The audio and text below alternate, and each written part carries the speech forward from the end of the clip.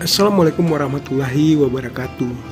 Jumpa kembali dengan my channel Yulman Yudhistira.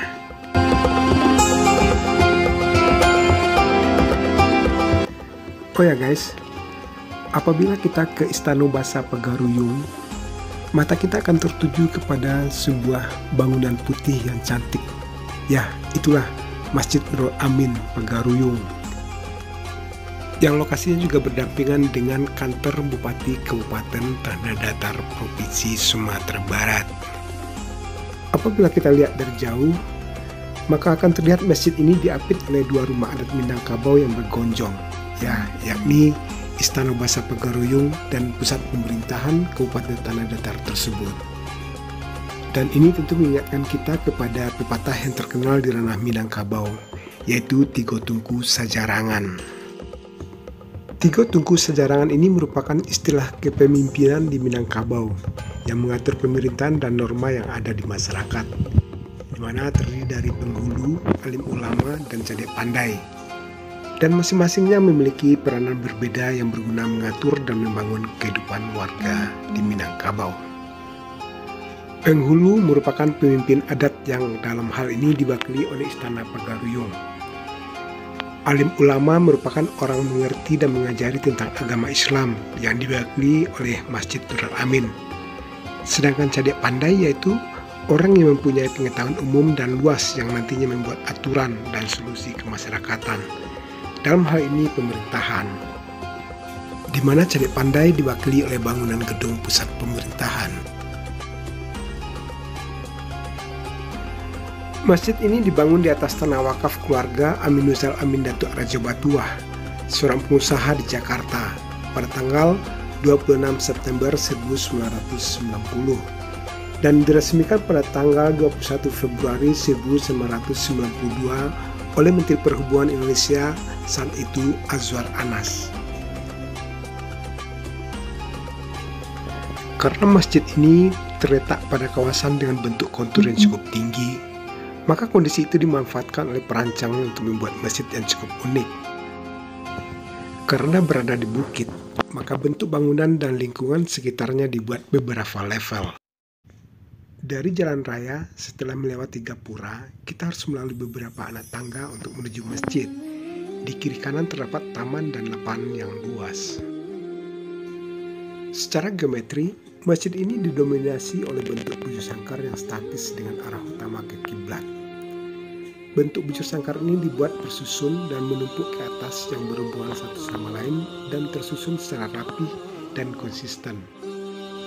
Terdapat 3 tumpukan ke atas yang pada bagian paling atas terdapat kubah berbentuk setengah lingkaran yang besar. Pada tumpukan pertama terdapat kubah-kubah yang lebih kecil, dan pada tumpukan kedua terdapat 2 kubah kecil di sisi sebelah timur dan barat. Terdapat sebuah menara yang menyatu dengan masjid yang cukup tinggi berbentuk lingkaran. Pada bagian atasnya terdapat semacam ruangan yang dilengkapi dengan pengeras suara dan kubah kecil. Hal ini mengingatkan awal peradaban Islam, yaitu saat masa-masa Nabi Muhammad SAW dan para sahabatnya di Madinah. Ini bermula bagaimana cara mengumandangkan panggilan salat bagi umat Islam saat itu. Menara ini memberikan sebuah makna yang melambangkan sebuah simbol dan memperlihatkan kehadiran Islam dan masjid. Pada bagian dinding eksterior terlihat berbentuk lengkung setengah lingkaran. Bentuk lengkung setengah lingkaran ini merupakan ciri dari arsitektur Islam di Timur Tengah. Interior masjid mengikuti bentuk eksteriornya yang berbentuk bujur sangkar yang tersusun. Kubah utama berada di tengah-tengah bangunan yang ditopang oleh tiang besar dan tinggi bercat putih. Tiang tersebut membentuk tekstur garis-garis lurus yang rapi sampai ke puncak kubah. Sirkulasi udara dibuat dengan sangat baik.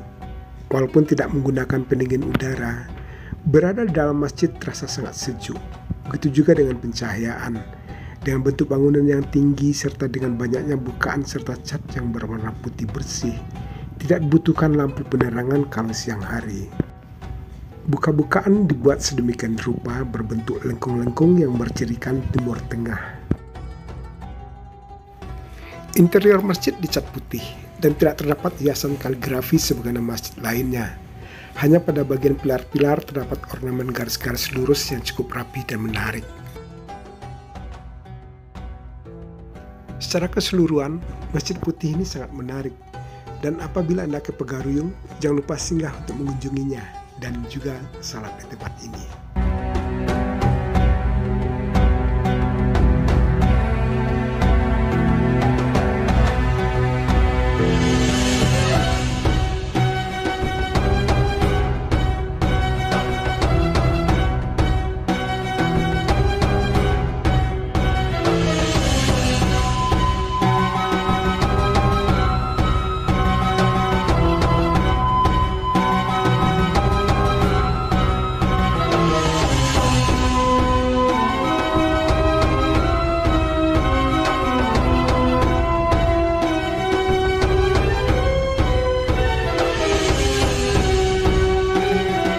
Guys, sampai di sini dulu jumpa kita kali ini, dan jangan lupa terus dukung channel ini dengan cara like, comment, share, dan subscribe tentunya.